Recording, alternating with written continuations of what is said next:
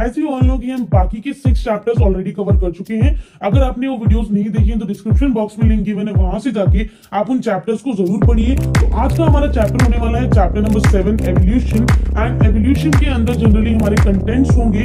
सबसे पहला कंटेंट है ओरिजिन ऑफ लाइफ। हम पढ़ेंगे कि लाइफ किस तरीके से ओरिजिन हुई, किस तरीके से लाइफ की शुरुआत हुई।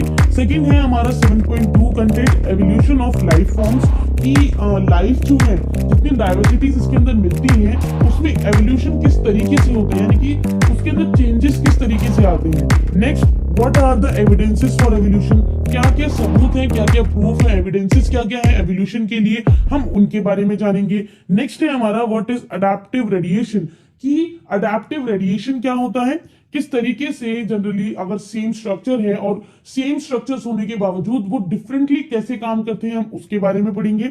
नेक्स्ट है हमारा बायोलॉजिकल एवोल्यूशन, हम हाईलाइटर ले लेते हैं।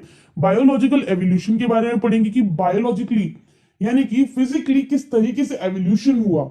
नेक्स्ट है मैकेनिज्म ऑफ एवोल्यूशन, एवोल्यूशन किस तरीके से होता है। उसके बाद नेक्स्ट होगा हार्डी वेनबर्ग्स प्रिंसिपल, जो आप PQ वाला जो प्रिंसिपल पढ़ते हो वो यही प्रिंसिपल है। नेक्स्ट है a brief account of evolution, evolution के बारे में और थोड़ा डिटेल में जानेंगे। और लास्ट होगा origin and evolution of man. सबसे लास्ट में आप पढ़ोगे कि मैन कैसे इवॉल्व किया, मैन ने किस तरीके से, उसके एंसेस्टर्स क्या थे, राइट, तो उसने किस तरीके से इवॉल्व किया, किस तरह से एवोल्यूशन हुआ, ये आप जानोगे सबसे लास्ट में। सबसे पहले हम जानेंगे कि किस तरीके से लाइफ आई इस दुनिया में, दुनिया as in sense not on earth. हम पहले ये जानेंगे कि यूनिवर्स में अर्थ कैसे आया, ठीक है, अर्थ के बाद किस तरीके से ओरिजिन हुआ लाइफ का, ये सब बेसिकली हम पढ़ने वाले हैं। जो सबसे पहला हमारा पैराग्राफ है उसके अंदर हम जानेंगे कि एवोल्यूशनरी बायोलॉजी क्या होती है, कि एवोल्यूशन से रिलेटेड किस तरीके से इवॉल्व हो रही है चीजें बायोलॉजिकली, हम उसको जानेंगे। Evolutionary biology is the study of history of life forms on earth. Evolutionary biology क्या होता है कि इसके अंदर हम स्टडी करते हैं लाइफ फॉर्म्स, अर्थ पर जितनी भी तरीके की लाइफ प्रेजेंट हैं उनकी हिस्ट्री के बारे में हम इसमें पढ़ते हैं। What exactly is evolution, evolution क्या है जनरली एग्जैक्टली उसके बारे में हम जानते हैं। To understand the changes in flora and fauna, अगर हमें चेंजेस देखने हैं फ्लोरा और फौना के अंदर that have occurred over millions of years on earth, we must have an understanding of the context of the origin of life. अगर हमें animals and plant, flora means animals and यानी कि जो diversity है animals की वो, and fauna means plant, ठीक है, वैरायटी ऑफ प्लांट, ये दोनों जनरली इनके बारे में अगर हमें जानना है तो हमें ये पता होना चाहिए कि millions of years of earth पर, मिलियंस ऑफ इयर्स अगो यहां पर किस तरीके से ओरिजिन ऑफ लाइफ हुआ, लाइफ ने कैसे यहां पर जन्म लिया, that is evolution of earth. उसके लिए हमें क्या देखना होगा कि लाइफ से पहले अर्थ कैसे इवॉल्व हुई। नेक्स्ट है स्टार्स कैसे इवॉल्व हुए, Indeed of the universe itself, और यूनिवर्स कैसे बना। जनरली हमें ये भी नहीं पता होगा, अगर क्या आप लोग 12th में हो अभी, और 12th में जनरली आप लोगों को अब समझ में आएगा कि लाइफ किस तरीके से ओरिजिनेट हुई, अर्थ कैसे बनी, यूनिवर्स कैसे बना, वो यहां पर बात कर रहे हैं। What follows is the longest of all the constructed and conjectured stories. इस पूरे के अंदर क्या है जनरली कि बहुत बड़ी बड़ी कहानियां हैं, बहुत बड़ी बड़ी डिस्कवरीज हैं जो आपको पढ़नी है। This is the story of एक second, story planet, this is the story of origin of life and evolution of life. ये एक स्टोरी है कि लाइफ कैसे शुरू हुई, ठीक है, और लाइफ शुरू होने के बाद सबसे पहला जो स्ट्रक्चर था, सबसे पहला जो सेल था उसमें लाइफ कैसे आई, उसने रेप्लिकेट कैसे किया, और उसके बाद रेप्लिकेट करने के बाद उसने इवॉल्व कैसे किया, उसके अंदर चेंजेस कैसे आए, उसकी वैरायटीज कैसे बनी, ठीक है। नेक्स्ट है diversity on planet earth in the context of evolution of earth and against the background of evolution of universe itself. यानी कि इस पूरे के अंदर आपको एक चीज तो समझ में आ गई होगी कि हम किसके बारे में पढ़ने वाले हैं, origin of life, evolution of earth and evolution या फिर आप कह सकते हो origin of universe. Okay, so next आप यहां पर आते हैं origin of life. Now origin of life में क्या पता चलेगा आपको कि हम जो है पास्ट में जीते हैं, वी लिव इन, एक second, we live in past. Okay, हमेशा याद रखिएगा ओरिजिन ऑफ लाइफ का मतलब है आपको पास्ट में जाना होगा उसको समझने के लिए। नेक्स्ट है when we look at stars, जब हम स्टार्स की तरफ देखते हैं, एक बिल्कुल खुला आसमान है, साफ आसमान है, आप उसमें जब आप स्टार्स की तरफ देखोगे, in a way looking back at time, एक तरीके से आप पहले के समय को देख रहे हो अगर आप स्टार्स को देख रहे हो, ठीक है। Stellar distances are measured in light year, जो डिस्टेंस होता है ना जनरली आपकी अर्थ से लेकर, आपकी आईसाइट से लेकर, जहां से आप देख रहे हो वहां से लेकर उस स्टार की दूरी तक जो दूरी होती है उसको स्टेलर्स बोलते हैं, स्टेलर डिस्टेंस बोलते हैं। और ये किस तरीके से होती है, ये होती है आपकी जनरली मेजर की जाती है किस रेट से लाइट जो है वो ट्रैवल कर रही है। लाइट कैसे, लाइट की स्पीड क्या होती है, 3 × 10⁸ मीटर, ठीक है। तो ये जो है जनरली लाइट की स्पीड होती है। तो लाइट जनरली स्टार्स से लेकर आपकी आंखों तक जब पहुंचती है, अर्थ तक जब पहुंचती है, तो वो डिस्टेंस जनरली कितने टाइम में कवर कर लेती है, 8 मिनट के अंदर, ठीक है। और उसको हम क्या कहते हैं, लाइट ईयर्स। आप अगर 1 साल पूरा चलोगे सूरज की रोशनी के अंदर, उतने डिस्टेंस को कवर करोगे, तो वो 1 लाइट ईयर माना जाएगा। ओके, तो अब समझ में आया आपको what are light years. Next है what we see today is an object whose emitted light started its journey millions of years back। हम जो अभी देखते हैं ना, जो हम स्टार को देखते हैं, वो जनरली एक ऑब्जेक्ट है, एक ऑब्जेक्ट है उस लाइट का जो कि शुरू हुई थी मिलियंस ऑफ ईयर्स बैक, और उसने अब अपने आप को ट्रिलियंस ऑफ किलोमीटर्स अवे कर लिया है, कह सकते हो उस पर्टिकुलर ऑब्जेक्ट से, और अब वो हमारी आइज तक पहुंच रही है। Okay, however when we see objects in our immediate surrounding, जो हम एकदम से अपने आसपास किसी ऑब्जेक्ट को देखते हैं, वी सी देम इंस्टेंटली, उन्हें हम एकदम से देख लेते हैं। और यही रीजन है hence in the present time we are in the present time. But जब हम स्टार्स को देखते हैं we are living in the past time, because वो स्टार्स जनरली स्टार्स तो हैं, बट वो है क्या, वो है जो बहुत पहले मिलियंस ऑफ ईयर्स को लाइट जब ट्रैवल कर रही थी उसका ऑब्जेक्ट है वो। Okay, so therefore when we see stars we apparently are peeping into the past. इसलिए जब भी हम स्टार्स को देखते हैं हम जनरली झांक रहे हैं हमारे पास्ट के अंदर। ओके, थोड़ा यहाँ पर शायराना होने की कोशिश की है एनसीईआरटी वालों ने। The origin of life is considered a unique event in the history of universe. जो ओरिजिन होता है लाइफ का, उसको एक जनरली यूनिक इवेंट कहा गया है यूनिवर्स की हिस्ट्री में। ये अपने आप में ही एक इतनी बड़ी यूनिक इवेंट है, इतनी बड़ी चीज हुई थी लाइफ के अंदर, अर्थ के ऊपर, कि इसको पूरी यूनिवर्स की हिस्ट्री में सबसे यूनिक इवेंट कहा गया है। Right, the universe is vast. Universe जो है वो बहुत बड़ा है, आप सोच नहीं सकते हो इतना बड़ा यूनिवर्स है। उसके अंदर generally relatively speaking the earth itself is almost only a speck. अगर यूनिवर्स इतना बड़ा है तो अगर इन दोनों के रिलेशन में, अर्थ और यूनिवर्स के रिलेशन में हम बात करें, तो इतने बड़े यूनिवर्स में अर्थ मात्र केवल एक डॉट के बराबर है। ठीक है, सिर्फ एक डॉट के बराबर है। द यूनिवर्स इज वेरी, यहां पे यही कहेंगे, universe is very old, almost about 20 billion years जो यूनिवर्स है वो ओल्ड है। यानी कि आपको पता चल गया what is the age of universe. एक second, age of universe is 20 billion years. ठीक है, 20 बिलियन ईयर्स का जो हमारी यूनिवर्स है उसकी एज है। Huge clusters of galaxies comprises the universe. काफी सारी गैलेक्सीज होती हैं जो कि आपस में मिलकर बनाती हैं एक पूरे यूनिवर्स को, और हमारी जो गैलेक्सी है उसको हम बोलते हैं milky way galaxy. Okay, galaxies contain stars, galaxies जो है वो स्टार्स को कंटेन करती हैं, and cloud of gas and dust. उसके पास क्या होता है, स्टार्स होते हैं, जो कि आपको पता है अब स्टार्स क्या होते हैं। ठीक है, क्लाउड्स ऑफ गैस, गैस के और डस्ट के क्लाउड्स होते हैं। Considering the size of universe, universe का साइज हम कंसिडर करके देखें तो अर्थ जो है जनरली सिर्फ एक डॉट के बराबर है। अब ये कैसे पता चलेगा, अब एक थ्योरी आई थी which is known as big bang theory. याद रखिएगा, आपसे एग्जामिनेशन में जो ये थ्योरीज होती है पूछी जाती हैं। ठीक है, मतलब इनके बारे में, इनके ईयर्स वगैरह ये सब पूछे जाते हैं। The big bang theory attempts to explain to us the origin of universe. Big bang theory का मेन मकसद क्या था, मेन मोटिव क्या था, इन्होंने हमें बताया था कि यूनिवर्स किस तरीके से ओरिजिन हुआ, यूनिवर्स किस तरीके से बना। It talks of a singular huge explosion unimaginable in physical terms। यहाँ singular का मतलब क्या हुआ, समझ लीजिए, एक एक्सप्लोजन हुआ, ठीक है, एक धमाका हुआ, हम यहां बना लेते हैं, ये एक धमाका हुआ, एक एक्सप्लोजन हुआ, और जनरली एक्सप्लोजन की वजह से आप कह सकते हो कि यहां पर कोई एक पॉइंट था, यहां पर जो एक पॉइंट था, धमाके के बाद वो सारे पॉइंट कहां जाने शुरू हो गए, एक दूसरे से दूर होने शुरू हो गए, और वो एक सिंगुलर पॉइंट से कहां चले गए, दूर जाने की कोशिश करें, इसलिए यहां पर सिंगुलर बोला गया है। ह्यूज, एक सिंगल एरिया से एक बहुत बड़ा एक्सप्लोजन हुआ, बहुत बड़ा धमाका हुआ, और वो धमाका इतना अनइमेजिनेबल था फिजिकल टर्म्स में कि आप उसको इमेजिन भी नहीं कर सकते हो, राइट। नेक्स्ट है यहाँ पर the universe expanded and hence, जब ये फटा, ठीक है, धमाका हुआ एक पर्टिकुलर पॉइंट से, जब ये धमाका हुआ तो उसने क्या किया, जनरली एक्सपैंड कर लिया अपने आप को, क्योंकि ये जगह जगह पर जाके फैल गया, राइट। और कुछ समय के बाद hence the temperature came down, इसके बाद क्या हुआ, टेम्परेचर जो है वो आपस में कम हुआ।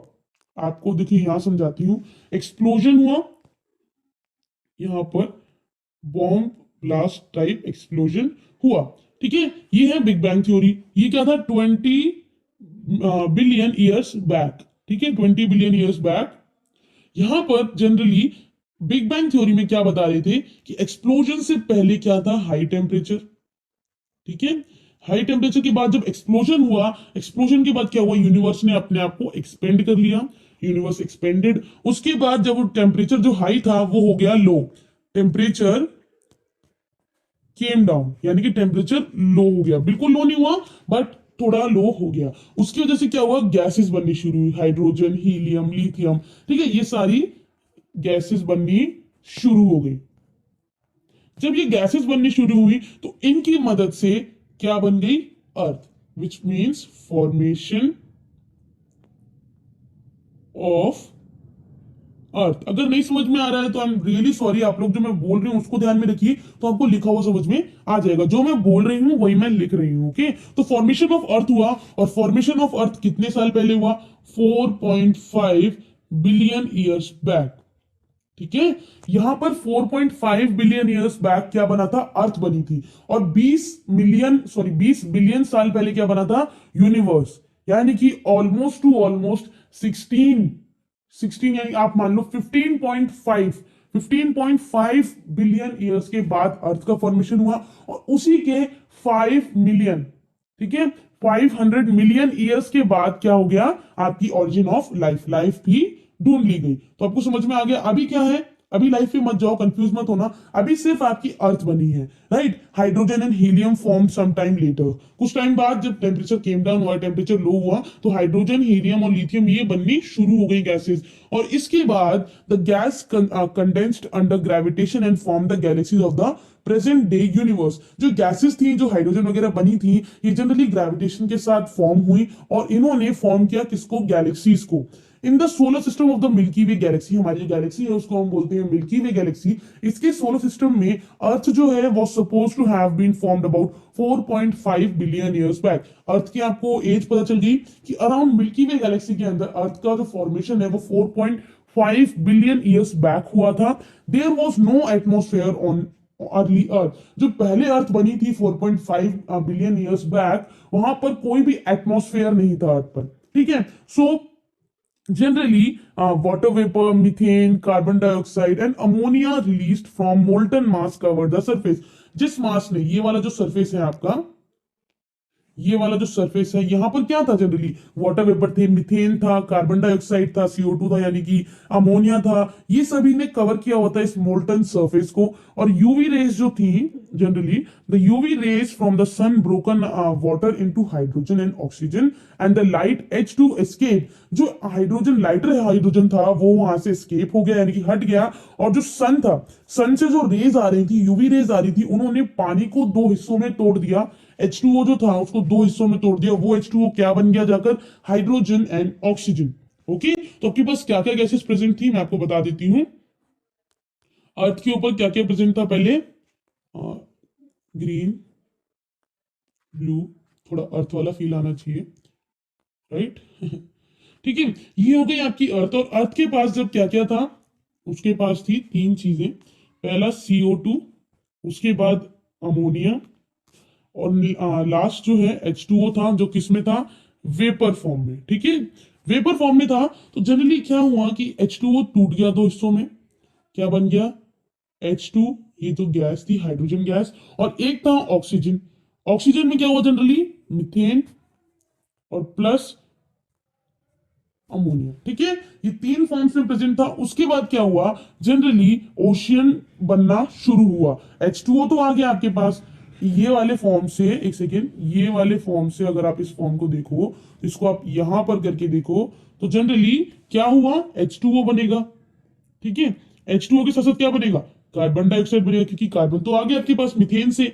ठीक है, CO2 बनेगा, और भी लेयर बनेंगी, जो कि O3 है, ओजोन लेयर बनती है आपकी।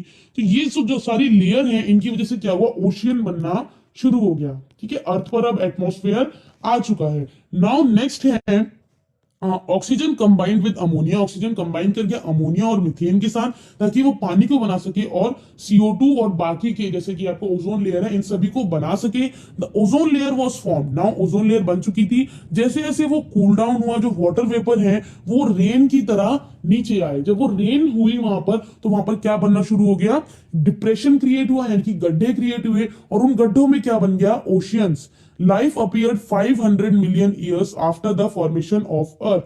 अर्थ के बनने के 4.5 million, sorry 4.5 billion years back जब अर्थ बनी थी, उसके 500 मिलियन साल बाद, यानी कि 0.5 बिलियन ईयर्स के बाद क्या हुआ यहां पर, आपकी जो फॉर्मेशन ऑफ अर्थ है उसके ऊपर लाइफ जनरली अपीयर हुई। That is almost 4 billion years back आपकी जो अर्थ है वो बनी थी।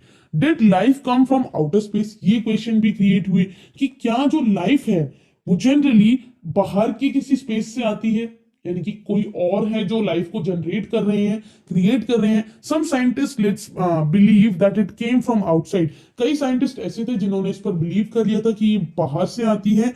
Early Greek thinkers thought units of life called spores were transferred to different planets including earth। कुछ ग्रीक थिंकर्स यानी कुछ ग्रीक लोगों ने ये सोचा कि जो लाइफ है, यूनिट लाइफ की यूनिट्स जो है जिनको हम स्पोर्स कहते हैं, उनको ट्रांसफर किया जाता है डिफरेंट प्लैनेट्स तक, जो यानी कि डिफरेंट डिफरेंट प्लैनेट पे ट्रांसफर किया जाता है, और अर्थ भी उन प्लैनेट्स में से एक है। इस थ्योरी को हम क्या कहते हैं, this is known as theory of panspermia. Now panspermia is still a favourite idea for some astronomers. अब अभी भी एक बहुत ही फेमस फेवरेट आइडिया है एस्ट्रोनॉमर्स के लिए। For a long time it was also believe that life came out decaying and rotting matter like straw, mud etcetera. ये क्या होता है, it is known as theory of spontaneous generation. मतलब पहले से कहीं पर लाइफ प्रेजेंट है, नो नॉट दिस। जो लाइफ है जनरली वो किसी डेड और डिकेइंग मैटर से आती है, इसको बोलते हैं theory of spontaneous generation. Okay, तो ये मतलब था इनका लोगों का। अब आपको मैं यहाँ पर समझाना चाहूंगी, इरेज करते हैं इसको, ये नहीं चाहिए हमें। अब एक्सप्लोजन हो गया, बिग बैंग थ्योरी हो गया। अब हमें क्या करना है, जनरली हमें करना है कि लाइफ तो बन गई, ठीक है, लाइफ तो जनरली बन गई। ये लाइफ है आपकी 4 बिलियन ईयर्स बैक, लाइफ बन गई। लाइफ के बाद अब ये क्वेश्चन आता है कि कैसे, कैसे बन गई। पहला आया हमारा थ्योरी कैसे बन गई में, पहली थ्योरी आई पैंसपर्मिया की, थ्योरी ऑफ पैंसपर्मिया। ठीक है, सेकेंड हमारी theory I theory of spontaneous, ठीक है, जनरेशन। ये भी हो गई। इसमें क्या था, उन्होंने ये बताया स्पॉन्टेनियस जनरेशन के अंदर कि जो हमारी लाइफ है वो जनरली स्ट्रॉ, मर्ड, इन सभी चीजों से, डेड एंड डिकेइंग, जो खराब हो रही होती है चीजें, उनसे लाइफ बनती है। जैसे कि आप देखोगे कि जो काउ डंग्स होते हैं उनको आप, उपले जो बनते हैं गोबर के, उनको आप रख दो तो कुछ टाइम बाद उनमें कुछ छोटे छोटे कीड़े बनने शुरू हो जाते हैं, राइट। वो कीड़े क्यों बनते हैं, बिकॉज जनरली वो एक नरिशमेंट की पार्ट है, जो बहुत ज्यादा नरिशमेंट प्रोवाइड करता है काउ डंग। दैट्स वाई जो मक्खियां वगैरह होती हैं वो भी वहां पर एक तरीके से बननी शुरू हो जाती हैं। ये भी सोचा गया था। स्पॉन्टेनियस का मतलब क्या हुआ यहाँ पर, स्पॉन्टेनियस जनरेशन जो थ्योरी थी इसका मतलब यही था कि देखो जब बारिश होती है तो तालाब के अंदर मेंढक आ जाते हैं, उनको लगता था भाई अपने आप उग रहे हैं, अपने आप बन रहे हैं। लेकिन इस चीज का जो विरोध है वो किसने किया था, स्पॉन्टेनियस जनरेशन का विरोध किसने किया था, एक साइंटिस्ट जिनका नाम आप सुनते आए हो बहुत पहले से, और आपको पता भी होगा इनका नाम, उनका नाम है लुइस पास्चर। ठीक है। लुईस पास्चर इन्होंने क्या कहा कि स्पॉन्टेनियस जनरेशन जैसी चीज की कोई थ्योरी नहीं हो सकती है, बिकॉज लाइफ कभी भी अपने आप नहीं जनरेट होगी, लाइफ कभी भी अपने आप नहीं बनेगी। शुरू से उसके लिए कोई ना कोई एक एग्जिस्टेंस होनी चाहिए जिससे कि लाइफ बननी शुरू होगी। इन्होंने क्या किया था कि एक फ्लास्क ले सकते हो आप, फ्लास्क में क्या किया इन्होंने, कुछ पानी रख दिया, पानी के अंदर नरिशमेंट प्रोवाइड कर दिया, इस पानी के अंदर बैक्टीरिया ने जन्म ले लिया। फिर उन्होंने क्या किया, जन्म ले लिया क्योंकि पहले से बैक्टीरिया था, इस पानी को उन्होंने उबाल दिया, इस पानी को उन्होंने उबाल दिया, पानी के अंदर भी वही नरिशमेंट है। तो फिर यहाँ पे पता चला कि वापस से यहाँ पर बैक्टीरिया ग्रो कर रहा है। बट अब उन्होंने क्या किया, इस फ्लास्क को कुछ इस तरीके से बना दिया, आप इसको ऐसे समझ लो, यहाँ पर इरेज करती हूँ इसको। उन्होंने इस फ्लास्क को कुछ ऐसा बनाया,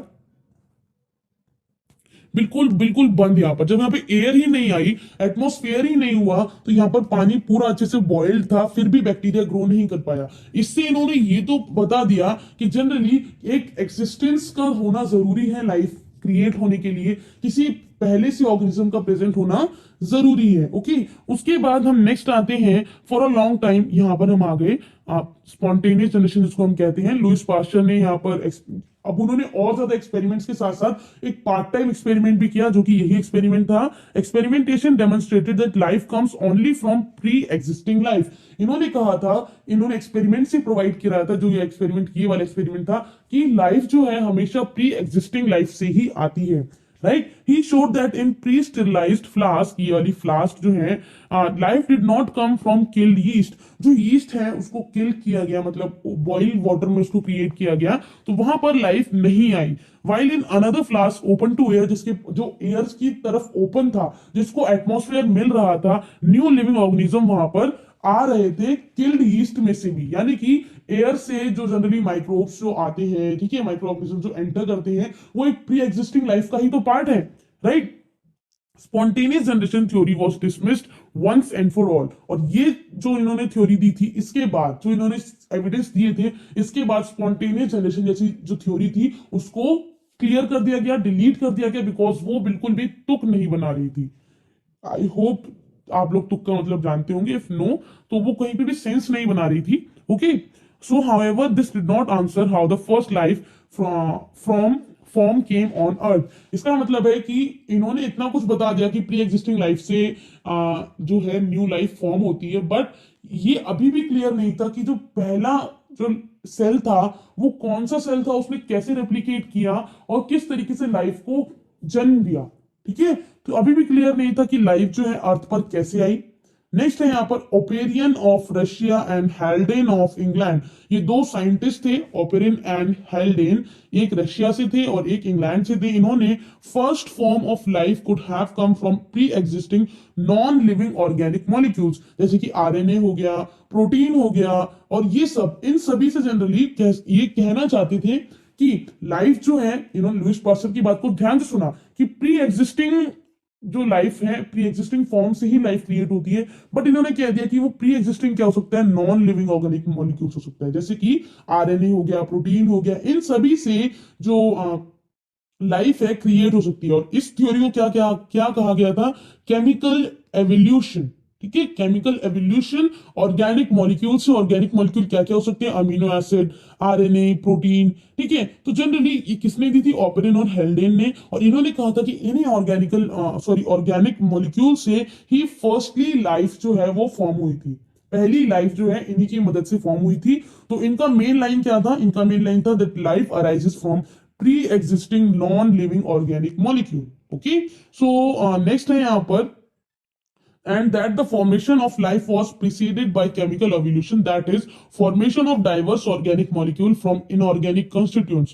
ये आपको समझ में आ गया होगा कि ऑर्गेनिक मॉलिक्यूल्स की जो फॉर्मेशन है इनऑर्गेनिक कॉन्स्टिट्यूएंट से, जैसे कि आपकी आरएनए हो गया, प्रोटीन हो गया, अमीनो एसिड हो गया, इन सभी की मदद से जो लाइफ है वो क्रिएट हो रही है। द कंडीशंस ऑन अर्थ वर, अर्थ पर उस टाइम पे कंडीशंस क्या क्या थी, हाई टेम्परेचर था, वॉल्केनिक स्टॉर्म था, रिड्यूसिंग एटमॉस्फेयर कंटेनिंग, जैसे एक एटमॉस्फेयर था जहां पर आपको मीथेन मिलती, अमोनिया मिलता। सो जनरली ये सारी चीजें किसने की थी? ये सारी चीजें एक साइंटिस्ट थे, मिलर एंड यूरे आप कह सकते हो। तो in 1953 SL Miller and American scientist created similar condition. ये सारी कंडीशन जो जो अर्थ पर थी, कौन सी थी? हाई टेम्परेचर था, वोल्केनिक स्टॉर्म था, एटमॉस्फेयर था जिसके अंदर सिर्फ और सिर्फ मीथेन, अमोनिया एटसेट्रा ये सब प्रेजेंट थे, वाटर वेपर प्रेजेंट थी। ठीक है, तो जनरली इन्होंने यही सारी कंडीशंस को क्रिएट किया एक लैब में। ठीक है, नेक्स्ट है यहाँ पर जैसे कि मीथेन लाए, हाइड्रोजन लाए H2 फॉर्म में जो कि एस्केप हो गई थी। नेक्स्ट है यहाँ पर अमोनिया और water vapour eight 800 degree Celsius. He observe that formation of amino acids, इन्होंने देखा कि फॉर्मेशन जो है अमीनो एसिड का यहाँ पर होना शुरू हो गया था। और सिमिलर एक्सपेरिमेंट्स जो थे इन्होंने और भी किए, जहां पर इन्होंने फॉर्मेशन ऑफ शुगर होता हुआ देखा, नाइट्रोजन बेसिस का फॉर्मेशन देखा, पिगमेंट्स और फैट्स का भी फॉर्मेशन देखा। Analysis of meteorite content also revealed similar compounds indicating that similar processes are occurring elsewhere in space. इन्होंने देखा कि जो इन एनालाइज किया कि मीटियोराइट, अगर देखो कोई भी स्टेरॉइड मिलता है, सॉरी एस्ट्रॉइड मिलता है या फिर मीटियोराइट मिलता है, उसकी जो कंडीशन होती है उससे ये अज्यूम किया जाता है कि जो बाकी के मीटियोराइट्स एंड ऑल जो यूनिवर्स में प्रेजेंट है उनमें भी सेम ही चीज हो रही होगी, सेम ही प्रोसीजर रिपीट किया जा रहा होगा। ठीक है, so with this limited evidence, इन लिमिटेड एविडेंस की मदद से the first part of conjectured story, जो ये हमारी स्टोरी चल रही है, इसका फर्स्ट पार्ट था कि केमिकल एवोल्यूशन वाज मोर और लेस एक्सेप्टेड, कि आप केमिकल एवोल्यूशन को एक्सेप्ट भी कर सकते हो कि ऐसा हो भी सकता है, और इसको आप डिनाई भी कर सकते हो कि ऐसा नहीं भी हो सकता है। Right, we have no idea about how the first self replicating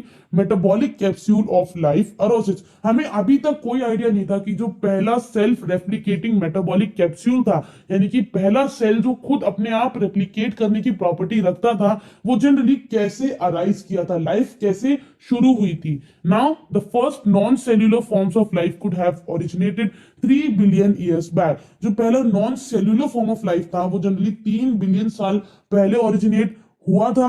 they would have been giant molecules, उनके पास जाइंट मॉलिक्यूल्स हो सकते थे, जैसे कि आरएनए हो गया, आपका प्रोटीन हो गया, पॉलीसेकेराइड्स वगैरह उसके अंदर आते हैं। These capsule reproduced their molecules perhaps, इन्होंने अपने मॉलिक्यूल्स को ही प्रोड्यूस किया। अब तक जो चल रहा था मॉलिक्यूलर लेवल पर चल रहा था, ठीक है, जेनेटिक्स में जो आपने पढ़ा। अब हम आ गए सेल के लेवल पर कि जनरली वो कौन सा सेल था जिससे लाइफ अरोज हुई।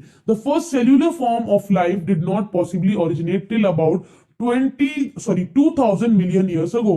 पहली जो सेल्यूलर फॉर्म ऑफ लाइफ थी, नॉट मॉलिक्यूल्स की बात नहीं कर रही हूँ, सिंगल सेल की बात कर रही हूँ, वो अभी तक पॉसिबली ओरिजिनेट नहीं हो पाई थी अराउंड 200 मिलियन तक, 200 मिलियन ईयर्स तक। These were probably single cells. ये जनरली सिंगल सेल्स थे। All life forms were in water environment only. सारी जितनी भी लाइफ थी सारी सारी पानी के अंदर थी। लाइफ ओरिजिनेट तो हो गई, ठीक है, 4.5 से 4 billion years back life originate हो गई, बट अब तक वो सिर्फ पानी के अंदर थी। This version of a biogenesis, that is, ये जो है वर्जन है बायोजेनेसिस का। Now what is biogenesis?